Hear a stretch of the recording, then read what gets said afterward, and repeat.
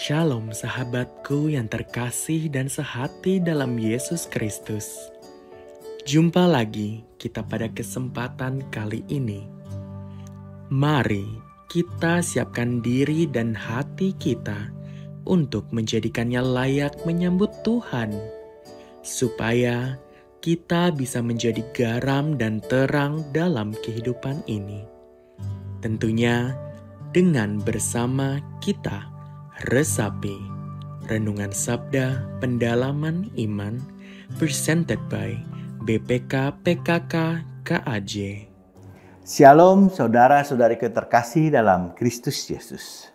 Saya pernah dengar suatu cerita lucu tentang seorang pastor yang sedang berjalan menuju stasiun kereta malam jarak jauh karena dia ingin pergi keluar kota atau mungkin juga out of state, keluar negara bagian. Pada hari itu, hari sudah hampir tengah malam. Jalanan terlihat sepi sekali, lamat-lamat juga terdengar lolongan anjing dan juga suara angin dingin yang berhembus begitu kencang. Saat dia hampir tiba di pintu stasiun, tiba-tiba ada seorang pemuda mendekatinya dan mengeluarkan pisau. Kalau kau sayang nyawamu, serahkan dompetmu. Tanpa pikir panjang, pastor tadi langsung membuka resleting jaketnya untuk mengambil dompetnya. Namun pemuda tersebut kemudian melihat ada Roman collar di lehernya. Dia sadar kalau ternyata korbannya adalah seorang pastor, seorang imam Katolik. Are you a priest? Tanyanya.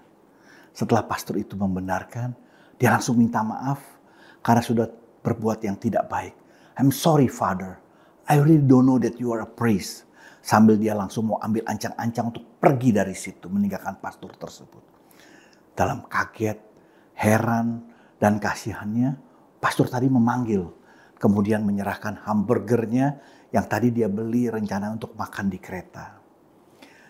Ini ada hamburger enak yang dagingnya juga sangat juicy. Kamu makan. Kelihatannya kamu belum makan, kata pastor tadi. Dengan tersipu-sipu, pemuda tersebut mengatakan, Yes, Father. I haven't eaten my dinner. Tapi maaf, saya sedang pantang daging, pastor. Karena ini kan masa Prapaskah. Saya mencoba untuk menjadi seorang Katolik yang baik. Ternyata pemuda tadi sedang pantang daging karena saat itu memang adalah masa Prapaskah. Apa yang dapat kita lihat dari cerita tadi? Tentu kita akan mertawakannya, bukan? Tapi sebenarnya ini baik sekali untuk direnungkan, bukan ditertawakan. Karena hal seperti ini pun dapat terjadi pada kita semua. Izinkan saya berbagi pengalaman pribadi saya, apa yang saya lakukan juga. Pada tiap masa Prapaskah, tentu sesuai ajaran gereja Katolik, kita semua berusaha menjadi Katolik yang baik, bukan? Kita ikut pantang daging, pantang jajan, atau pantang-pantang lainnya. Tapi dalam keseharian di masa Prapaskah tersebut, ternyata saya masih bisa belum melakukan pantang yang sebenarnya. Apa itu? Yaitu mengekang diri, mengekang nafsu saya dari perbuatan yang seenaknya. Kadang saya masih judes berbicara. Kadang saya juga masih menggerutu, masih omong kasar, bahkan mungkin sedikit memaki. Yang seringkali tanpa sadar, saya sudah menyinggung dan menyakitkan hati orang lain.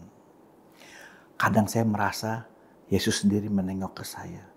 Dengan penuh kasih dia pandang ke saya dan seolah-olah dia berkata, Pur, kamu jangan jadi orang yang hipokrit dong. Masa seperti orang Farisi dan ahli Taurat saja. Di satu sisi kau kelihatan sebagai orang baik. Sementara di sisi yang lain, kamu belum bisa menjaga kelakuanmu. Nah, dalam bacaan Markus 7 ayat 1-8,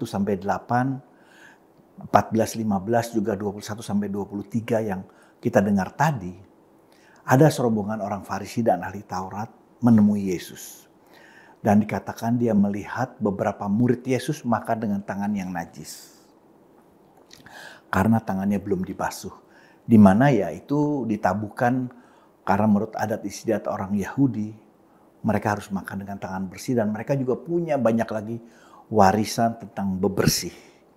Karena itu mereka bertanya, mengapa murid-muridmu tidak hidup menurut adat istiadat nenek moyang kita? tapi makan dengan tangan yang najis. Dan Yesus pun menjawab, benarlah nubuat Yesaya tentang kamu, hai orang-orang munafik. Sebab ada tertulis, bangsa ini memuliakan aku dengan bibirnya, padahal hatinya jauh daripadaku. Percuma mereka beribadat kepadaku, sedangkan ajaran yang mereka ajaran adalah perintah manusia. Perintah Allah kamu abaikan, kamu hanya berpegang pada adat istiadat manusia.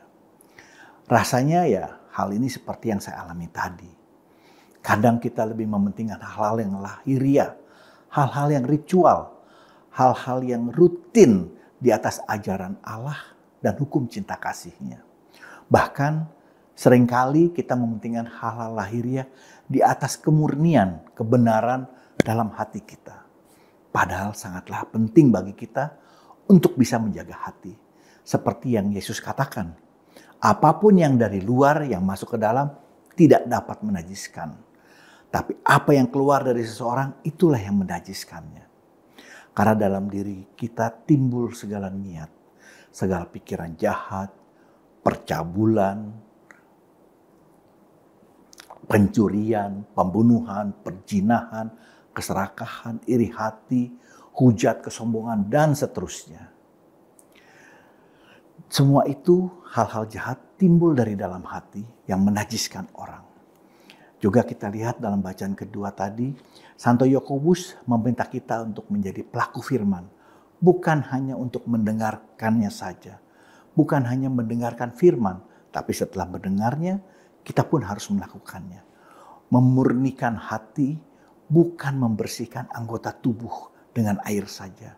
Tapi jauh lebih penting adalah membersihkan hati kita dengan air yang lain, yaitu air yang lambang dari Roh Kudus. Kita mohon Roh Kudus untuk membantu kita untuk membersihkan diri kita. Amin. Mari kita berdoa. Dalam nama Bapa dan Putra dan Roh Kudus. Amin. Terima kasih Tuhan sudah mengingatkan kami untuk selalu menjadi pelaku firman dengan berpegang pada ajaran-Mu dengan kasih. Tuhan, kami mau membersihkan hati kami agar memiliki relasi yang semakin mesra lagi dengan Engkau. Curahkanlah Roh Kudus-Mu dalam hati kami, agar kami senantiasa dapat menjaga hati kami. Demi Yesus Kristus, Tuhan dan pengantara kami, yang hidup dan berkuasa bersama dengan Roh Kudus, dan Allah Bapa yang setia mendampingi kami setiap hari. Amin. Dalam nama Bapa dan Putra dan Roh Kudus.